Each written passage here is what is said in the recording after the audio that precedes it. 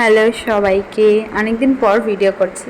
সকালবেলা আমার অবস্থাটা ঠিক এরকম ছিল, আর তারপর সন্ধ্যাবেলায় আমার অবস্থা এরকম হয়ে গেল। যাই হোক, আজকে ছিল টিচার্স ডে, তাই জন্য একটু সাজুগুজু করে বেরিয়েছি। আমি প্রত্যেক বছরই যাই কোচিংয়ে, এবছরে গিয়েছিলাম। আর আমাদের তরফ থেকে যে গিফটটা আনা হয়েছিল সেটা দাদাকে এবার দেওয়া হবে। আমাদের কিছু কোড লেখা আছে, বাচ্চাকে আমরা তোমাকে উইন করেছি, আর তোমার ছায়া আমাদের পুরো ব্যাচটা সবাই।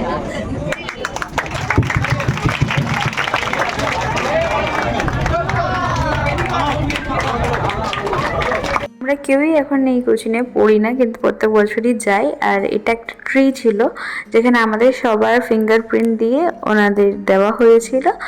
আর প্রত্যেক বছর এরকম স্পেশাল গিফট দিই, দিদি কান্নাকাটি করে ফেলেছিল। তো যাই হোক, এখানে এই পুরোনো স্টুডেন্টরাও এসেছিলো, আর একটা দুটো ডান্স হয়েছে, খুব বেশি বড় প্রোগ্রাম হয়নি এবারে।